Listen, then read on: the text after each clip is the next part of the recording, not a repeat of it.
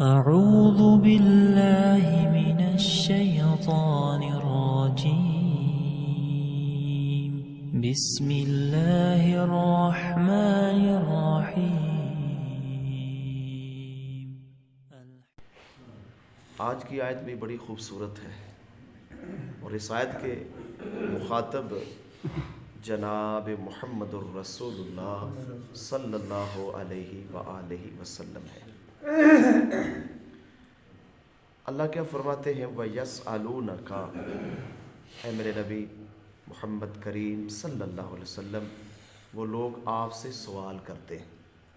اللہ کے نبی سے بعض لوگ سوال کرتے ہیں، پھر اللہ کے نبی ان کا جواب دیتے. یہ لفظ بھی قرآن مجید کے اندر بار بار آیا ہے، وَيَسْأَلُونَكَ، وہ سوال کرتے ہیں آپ سے. اللہ کے نبی سے سوال کرتے تھے.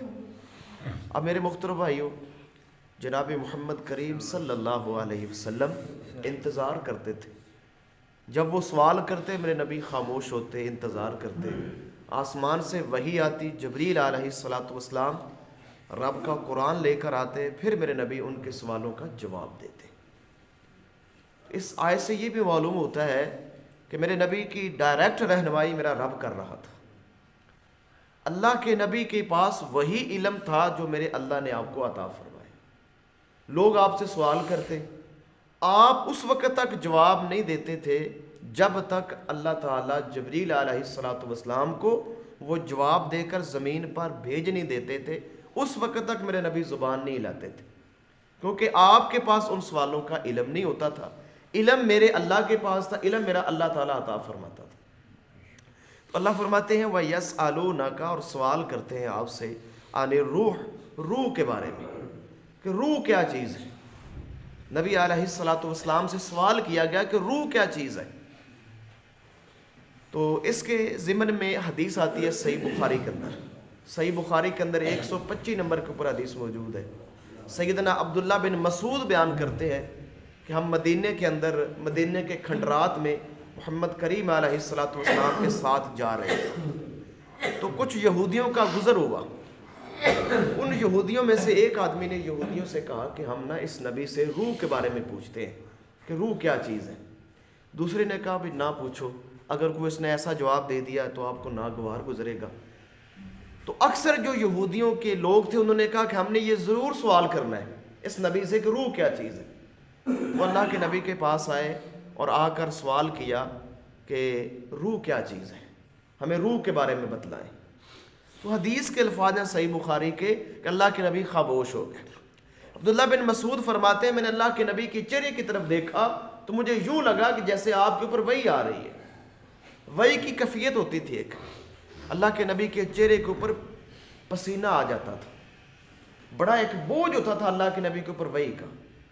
آپ کی کیفیت بدل جاتی تھی، کیونکہ یہ عام چیز نہیں تھی، پوری ایک ذمہ داری تھی. اس وحی کو لینا ہے، پھر اس کو محفوظ کرنا ہے، اپنے ذہن کے اندر یاد کرنا ہے، پھر ایک ذمہ داری کو اس کو آگے منتقل کرنا ہے. یعنی وحی کا حاصل کرنا، اس کو محفوظ کرنا، پھر آگے منتقل کرنا، یہ بہت بھاری ذمہ داری تھی محمد کریم علیہ السلام کے اوپر. تو کچھ دیر کے بعد پھر وحی کی کیفیت ختم ہوئی. تو اللہ کے نبی نے پھر یہ قرآن کی آیت پڑھی. ان یہودیوں کو یہ قرآن کی آیت پڑھ کے سنائی تھی. جتنا اللہ نے علم دیا اتنا آگے منتقل کر دیا. اللہ فرماتے ہیں وہ سوال کرتے ہیں آپ سے روح کے بارے میں. تو وہی کیا آئی، اللہ نے کیا فرمایا قُلِ الرُّوحُ مِنْ أَمْرِ رَبِّ، میرے نبی آپ ان سے فرما دیجئے روح جو ہے یہ آپ کے رب کے حکم سے ہے. یہ آپ کے رب کا حکم ہے. کوئی ایسی چیز ہے جو رب کے حکم پہ چلتی ہے، اللہ حکم کرتا ہے تو وہ بدن میں آ جاتی ہے، انسان کے جسم میں آ جاتی ہے، انسان زندہ ہو جاتا ہے. اور جب اللہ کا حکم ہوتا ہے وہ انسان کے جسم سے نکل جاتی ہے تو انسان مر جاتا ہے. صرف اتنا اللہ تعالیٰ نے جواب دیا.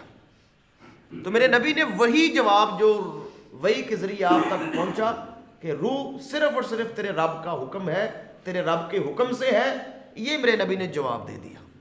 اور اگلی بات کیا اللہ نے فرمائی وَمَا أُوتِيتُم مِّنَ الْعِلْمِ، کہ نہیں تم علم دیے گئے الا مگر قلیلا، بہت تھوڑا. یعنی انسانوں کو اللہ نے بہت تھوڑا علم دیا ہے. اب روح ایک راز ہے، یہ میرا اللہ ہی جانتا ہے کہ یہ کیا چیز ہے. کوئی نبی نہیں جانتا، کوئی ولی نہیں جانتا، کسی کو اس کے بارے میں علم نہیں ہے۔ جتنا علم اللہ تعالیٰ نے سمجھا کہ انسان کو ضرورت ہے اتنا بتا دیا کہ یہ روح آپ کے رب کے حکم سے ہے۔ اب یہ ایک راز ہے، حقیقت ہے، کس طرح آتی ہے، کہاں جاتی ہے، کیسے جسم میں نکلتی ہے، کیسے جسم میں داخل ہوتی ہے، یہ اللہ تعالیٰ بہتر جانتے ہیں، یہ غیب کی چیز ہے۔ اور ہمارا اس کے اوپر علم ہے، ہمارا اس کے اوپر یقین ہے کہ روح اللہ کے حکم سے ہے اور روح کے ساتھ ہی انسان زندہ ہے۔ تو جناب محمد کریم علیہ الصلوۃ والسلام نے ان کو اس چیز کا جواب دیا۔ اسی طرح مسند احمد کے اندر بھی حدیث موجود ہے، حدیث میں پڑھ کے آیا ہوں، مجھے حوالہ یاد کرنا یاد نہیں رہا، تو اس حدیث کے اندر بھی سیدنا عبداللہ ابن عباس بیان کرتے ہیں کہ نبی علیہ الصلوۃ والسلام سے کچھ مشرکین نے سوال کیا۔ مشرکین گئے یہودیوں کے پاس کہ ہم اس نبی کو کیسے لاجواب کریں، کوئی ایسا سوال بتائیں جو ہم اس سے کریں، اس کو نہ آئے اور ہم معاشرے میں یہ افواہ پھیلا دیں گے کہ یہ نبی جھوٹا ہے، نعوذ باللہ من ذالک۔ تو یہ مشرکین مکہ یہودیوں کے پاس گئے، انہوں نے کہا کہ اس نبی سے روح کے بارے میں سوال کرو، اس سے روح کے بارے میں، یہ مطلب یہ بالکل واضح چیز تھی کہ روح کے بارے میں کسی کو علم نہیں ہے۔ اب کتنی ترقی ہو گئی، سائنسدانوں نے کیا کیا چیزیں بنا لی ہیں، کتنی ایجادات کر لی ہے، لیکن روح کی حقیقت کو نہیں پا سکے کہ روح کیا چیز ہے۔ حالانکہ اتنا علم عام ہے، آج اتنی ترقی ہے، ہر چیز کو بڑے غور کے ساتھ، اور کیا کیا چیزیں انسان کی عقل دنگ رہ جاتی ہے، کیا کیا چیزیں بن گئی ہیں، لیکن روح کی حقیقت کو نہیں پا سکے۔ تو انہوں نے کہا کہ اس نبی سے روح کے بارے میں سوال کرو، اس کو روح کے بارے میں نہیں پتا ہوگا، لہٰذا تم نے یہ مشہور کہہ دینا کہ یہ نبی جھوٹا ہے، اس کے پاس علم نہیں ہے۔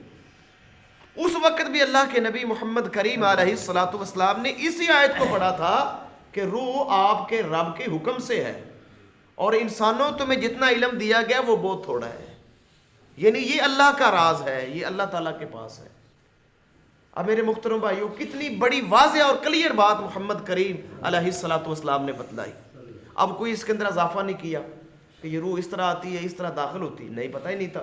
جتنا اللہ نے بتایا اتنا اپنی امت تک، لوگوں تک، انسانوں تک پہنچا دیا۔ اور یہ میرے نبی کی ایک امانت داری ہے کہ جو علم اللہ نے آسمان سے نازل کیا ہے وہ سارے کا سارا لوگوں تک منتقل کیا ہے۔ میرے نبی جب آخری حج ادا فرما رہے تھے، آپ نے غالباً میدان عرفات کے اندر خطبہ ارشاد فرمایا تھا، تو سارے لوگوں کو آپ نے گواہ بنایا تھا کہ لوگوں گواہ رہو، میرے پاس جو آیا تھا میں نے پہنچا دیا ہے۔ آپ نے 3 دفعہ فرمایا اور پورے میدان سے آواز آئی کہ اے محمد صلی اللہ علیہ وسلم، آپ نے حق ادا کر دیا، آپ نے پہنچا دیا۔ تو میرے محترم بھائیوں، اس سے معلوم یہ ہوتا ہے کہ کوئی بھی داعی ہو یا مبلغ ہو یا خطیب ہو، کوئی بھی ہو، اس کا حق بنتا ہے کہ جو بات قرآن و سنت سے ثابت ہے وہی لوگوں تک پہنچائے، ادھر کی بات ادھر کی بات، کہانی یا قصے کہانیاں ساتھ نہ ملائے، جتنی بات صحیح اور واضح معلوم ہے قرآن و سنت کے ساتھ اس کو آگے پہنچا دیا جائے۔ حالانکہ یہ سوال تو میں نے بہت بڑا کیا، لیکن جتنا جواب میرے اللہ نے پہنچایا اتنا آگے دے دیا۔ اب وہ مطمئن ہوں یا نہ ہوں وہ الگ بات ہے، وہ ایک الگ بحث ہے، لیکن میرے نبی نے امانت کا حق ادا کیا ہے کہ یہ آپ کے رب سے ہے، اس کا تعلق روح کا، اور آپ کا رب بھی جانتا ہے آپ کے پاس اتنا علم نہیں ہے۔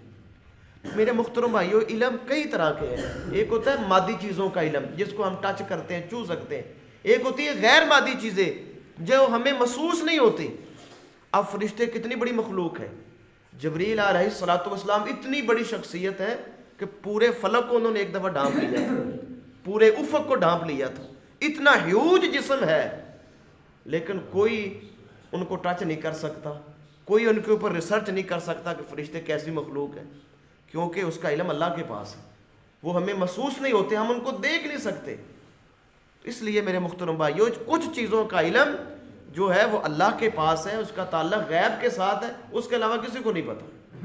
اللہ سے دعا ہے اللہ عمل کی توفیق عطا فرمائے، اللہ سے دعا ہے اللہ تعالی کمی کوتاہی معاف فرمائے، اللہ سے دعا ہے اللہ اس قرآن کی برکت سے اللہ دنیا اور آخرت بہتر فرمائے۔ وما توفیقی الا باللہ علیہ